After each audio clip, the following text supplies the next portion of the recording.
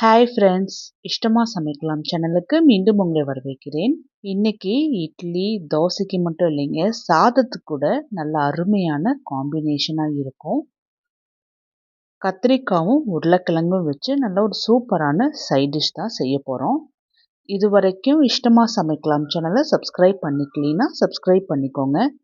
Daily நான் போடுற videos உடனுக்குடனே நோட்டிஃபிகேஷன் வர பெல் ஐக்கான் ப்ரெஸ் பண்ணிக்கோங்க. குக்கரில் 1/4 கிலோ கத்திரிக்காய் எடுத்திருக்கேன். நீங்கள் எந்த கலர் கத்திரிக்காய் வேணாலும் எடுத்துக்கலாம். அதை சின்ன சின்னதாக கட் பண்ணிவிட்டு இதில் ஒரு நார்மல் சைஸ் உருளைக்கிழங்கு அதையுமே சின்ன சின்னதாக கட் பண்ணி போட்டுக்கலாம். இது கூடவே வெங்காயம் சின்ன சின்னதாக இருந்துச்சு அப்படின்னா ஒரு 5 வெங்காயம் சேர்த்துக்கிங்க. பெருசாக இருந்ததுன்னா ஒரே ஒரு வெங்காயம், 5 நார்மல் சைஸ் தக்காளி, இது ரெண்டுத்தையும் சின்ன சின்னதாக கட் பண்ணி போட்டுக்கலாம். பாதி அளவுக்கு காரம் போட போகிறோம். அதுக்கு ஒரு 4 பச்சை மிளகாவும் தேவையான அளவுக்கு உப்பும் போட்டு இந்த காய் எல்லாமே ரொம்ப அளவுக்கு தண்ணி ஊற்றி ஒரு 3 விசில் விட்டுருவோம். நல்லா வெந்து வரட்டும். 3 விசிலுக்கு அப்புறம் ஓப்பன் பண்ணி பார்த்தோம்னா காய் எல்லாமே நல்லா முழுமையாக வெந்திருக்கு. இதில் எக்ஸஸாக இருக்கிற தண்ணியை இன்னொரு பவுலுக்கு மாற்றிட்டு பொட்டேட்டோ மேஷர் வச்சு இந்த கத்திரிக்காய் உருளைக்கிழங்கு வெங்காயம் தக்காளி எல்லாத்தையும் நல்லா மேஷ் பண்ணி எடுக்க போகிறோம். இதை மிக்சியில் போட்டு அரைச்சிட்டோம் அப்படின்னா ரொம்ப கடைஞ்சது போல் ஆகிடும், சாப்பிட்றதுக்கு அவ்வளோ நல்லா இருக்காது. அதனால் முடிஞ்ச அளவுக்கு நல்லா நான் செஞ்ச போலே நல்லா கடைஞ்சிக்குங்க. கடாயில் 3 டேபிள் ஸ்பூன் கடலெண்ணெய் போட்டுட்டு எண்ணெய் சூடான உடனே 1/4 டீஸ்பூன் கடுகு, 1/4 டீஸ்பூன் ஜீரகம், 1/4 டீஸ்பூன் உளுத்தம் பருப்பு, 2 வரமிளகா, கொஞ்சமாக கருவேப்பிலை, இது எல்லாமே நல்லா வதங்கின உடனே 4 பெரிய பல்லு பூண்டு, இதை நீட்டமாக நான் கட் பண்ணி வச்சுருக்கேன். நீங்கள் வேணால் தட்டி கூட சேர்த்திக்கலாம். பூண்டோட பச்சை வாசனை போயிட்டு நல்லா ஒரு கோல்டன் ப்ரௌன் கலரில் முருகி வர அளவுக்கு நல்லா வறுத்து எடுத்துக்கலாம். இதில் ஒரு நார்மல் சைஸ் வெங்காயம் சின்ன சின்னதாக கட் பண்ணி போட்டு வெங்காயத்தையுமே நல்லா வதக்கி எடுத்துக்கலாம்.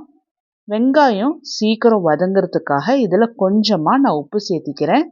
நான் கல்லுப்பு தான் போடுறேன். வெங்காயத்தை அப்பப்போ நல்லா கலந்துட்டு லைட்டாக ஒரு கோல்டன் ப்ரௌன் கலரில் ஆகிற அளவுக்கு நல்லா வதக்கி எடுத்துக்கலாம். வெங்காயம் நல்லா வதங்கினதுக்கு அப்புறமா 1/4 டீஸ்பூன் மஞ்சள், 1/4 டீஸ்பூன் தனி மிளகாய்த்தூள், 1/4 டீஸ்பூன் மல்லித்தூள், 1/4 டீஸ்பூனோட கொஞ்சம் குறைவா ஜீரகத்தூள், 1/4 டீஸ்பூன் காஷ்மீரி மிளகாய்த்தூள், 1/4 டீஸ்பூன் சிக்கன் மசாலாத்தூள். சிக்கன் மசாலாத்தூள் சேர்த்தும் போது கடையில் நல்ல ஒரு வாசனையாகவும் டேஸ்ட்டாகவும் இருக்கும்.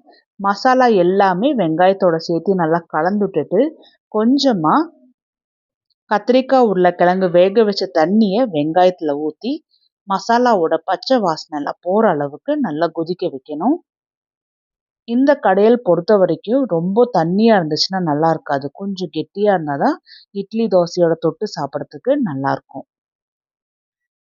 தண்ணி நல்லா கொதிச்ச உடனே கரண்டி வச்சு ஒரு முறை நல்லா கலந்து விட்டுட்டு கடைஞ்சி வச்சுருந்த கத்திரிக்காயும் உருளைக்கிழங்கும் போட்டுட்டு இது கூடவே மீதமுள்ள தண்ணியும் ஊற்றி நல்லா கலந்துட்டுக்கலாம். ஆரம்பத்தில் நல்லா கலந்து விடுங்க. எந்த அளவுக்கு கெட்டித்தன்மை வேணுமோ அந்த அளவுக்கு பார்த்துட்டு தண்ணி ஊற்றிக்கலாம். ரொம்ப தண்ணியாகவும் இருக்க வேண்டாம். என்னோட கடையில் பார்த்திங்கன்னா ரொம்பவே திக்காக இருக்குது. ஆறுனா இன்னமும் கெட்டியாகும். அதனால இதில் நான் கொஞ்சமாக தண்ணி ஊற்றிட்டு திரும்பவும் நல்லா கலந்துட்டுக்கிறேன். உப்பு நம்ம வேக வைக்கும் போதும் போட்டிருக்கோம், வெங்காயம் வதங்கும் போதும் போட்டிருக்கோம். அதனால் டேஸ்ட் பார்த்துக்குங்க, தேவைப்பட்டுச்சுன்னா போட்டுக்குங்க. கடையில் ஒரு கொதி வந்த உடனே சின்ன சின்னதாக கட் பண்ணி வச்சுருந்த கொத்தமல்லியும் கொஞ்சமாக கருவேப்பிலையும் தூவி விட்டுட்டு நல்லா கலந்துட்டு இட்லி தோசை சாதத்தோட நல்லா கம்மன்னு சூடாக சர்வ் பண்ண வேண்டியதுதான். இன்றைக்கி நான் இந்த கடையில் இட்லியோட தான் சர்வ் பண்ண போகிறேன். இது நான் ரேஷன் அரிசியில் செஞ்ச இட்லி தான். ஆல்ரெடி நம்ம சேனல்லையுமே நான் இட்லி இது போல் சாஃப்டாக ரேஷன் அரிசியில் எப்படி செய்கிறதுங்கிற வீடியோவுமே நான் அப்லோட் பண்ணியிருக்கேன். நீங்களும் நான் இந்த வீடியோவில் சொன்னது போலவே கத்திரிக்காய் உருளைக்கிழங்கு வச்சு கடையில் செஞ்சு பார்த்துட்டு எப்படி வந்துச்சுன்னு கமெண்ட் பண்ணுங்கள். இந்த வீடியோ உங்களுக்கு பிடிச்சிருந்தா லைக் பண்ணுங்கள், உங்கள் ஃப்ரெண்ட்ஸ் எல்லாத்துக்கும் ஷேர் பண்ணுங்கள். இஷ்டமாக சமைக்கலாம் சேனலுக்கு சப்ஸ்கிரைப் பண்ணிக்கோங்க.